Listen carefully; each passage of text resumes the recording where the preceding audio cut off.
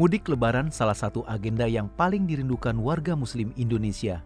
Tradisi yang melibatkan mobilitas masyarakat secara besar-besaran itu surut dalam 2 tahun terakhir karena pandemi COVID-19. Tahun ini masyarakat seolah mendapat angin segar. Presiden Joko Widodo memastikan bahwa masyarakat diperbolehkan mudik pada Lebaran. Namun, hanya yang sudah divaksin lengkap dan mendapat booster atau vaksinasi dosis ketiga yang boleh pulang ke kampung halaman. Pada Ramadan tahun ini, pemerintah juga membolehkan umat Islam untuk melaksanakan tarawih berjamaah di masjid. Syaratnya, jamaah wajib menerapkan protokol kesehatan ketat. Meski begitu, pejabat dan pegawai pemerintah belum dibolehkan berbuka puasa bersama atau menggelar open house pada Lebaran nanti. Jokowi mengatakan situasi pandemi virus corona di Indonesia belakangan menunjukkan perbaikan. Oleh karenanya, dilakukan sejumlah pelonggaran. Namun demikian, Presiden tetap mengingatkan pentingnya menerapkan disiplin protokol kesehatan. Menanggapi hal tersebut, Wakil Ketua DPR RI Sufmi Dasko Ahmad mendukung rencana vaksinasi COVID-19 dosis lanjutan atau booster menjadi syarat perjalanan mudik Lebaran Hari Raya Idul Fitri 1443 Hijriah tahun ini. Dasko menyebut vaksinasi COVID-19 booster bisa menambah kekuatan tubuh masyarakat untuk melawan penyebaran COVID-19 yang masih berstatus pandemi hingga saat ini. Dasko juga mengakui kasus COVID-19 sudah mulai melandai belakangan ini. Namun, ia mengingatkan bahwa penyebaran COVID-19 tidak bisa diprediksi, sehingga masyarakat juga harus tetap disiplin dalam menjalankan protokol kesehatan. Sekarang ini COVID sudah lebih landai.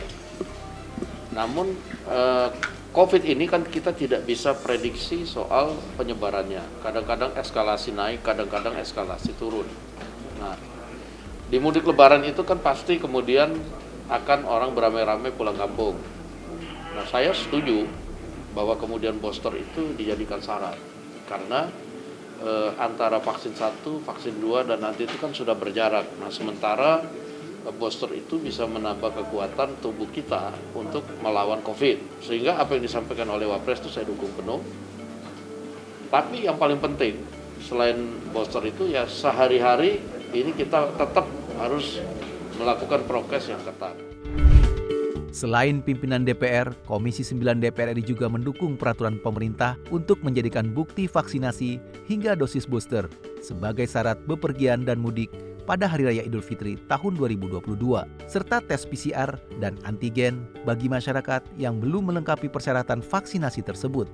Ketua Komisi 9 DPR RI, Feli Estelita Runtuwene, menyampaikan bahwa dari target vaksinasi sebanyak 208 juta masyarakat, capaian vaksin dosis pertama baru mencapai 93,5%, sedangkan vaksin kedua baru mencapai 74,6%. Menurutnya, aturan tersebut dapat dijadikan motivasi bagi masyarakat untuk melakukan vaksinasi, sehingga mempercepat capaian vaksinasi di Indonesia, baik dosis 1, 2, hingga dosis booster, untuk menciptakan imunitas di masyarakat Indonesia.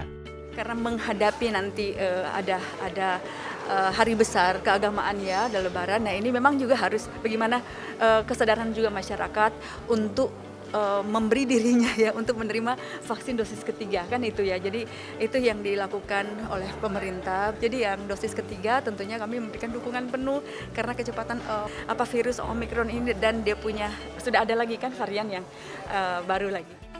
Wakil Ketua Komisi 9 DPR RI Nihayatul Wafiroh menambahkan, syarat-syarat tersebut seharusnya sudah dikaji dengan mendalam, sehingga tidak menyulitkan masyarakat yang sudah 2 tahun tidak dapat berkumpul dengan keluarga. Selain itu, Nihayatul juga berharap agar peraturan tersebut dapat diimplementasikan dengan baik melalui sosialisasi secara masif.